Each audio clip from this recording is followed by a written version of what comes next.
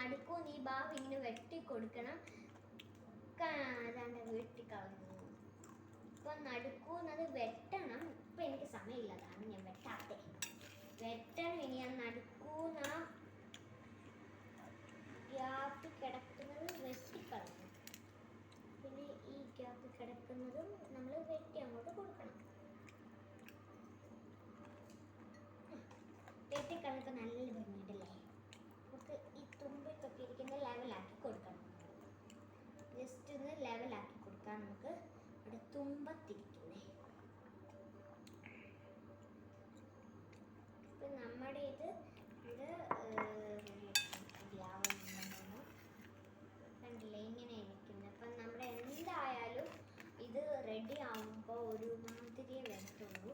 അപ്പം അതിന് വേണ്ടി നമ്മൾ ആദ്യം ഇങ്ങനെ ഇവിടെ പശ ചെയ്ത് ഒട്ടിച്ചു കൊടുക്കണം. അതാണ് വേണ്ടത്. ഓക്കെ, നമ്മുടെ ഇവിടെ ഇങ്ങനെ കട്ട് ചെയ്ത് മനോഹരം. നമ്മളിപ്പോൾ ഇതിങ്ങനെ കട്ട് ചെയ്ത് ഇതുപോലെ വട്ടത്തിൽ ഇങ്ങനെ മനോഹരം പോലെ ഇങ്ങനെ വരണം. അന്നേരം ഒരു ഫ്ലവറിൻ്റെ രീതി ആക്കുള്ളൂ കേട്ടോ.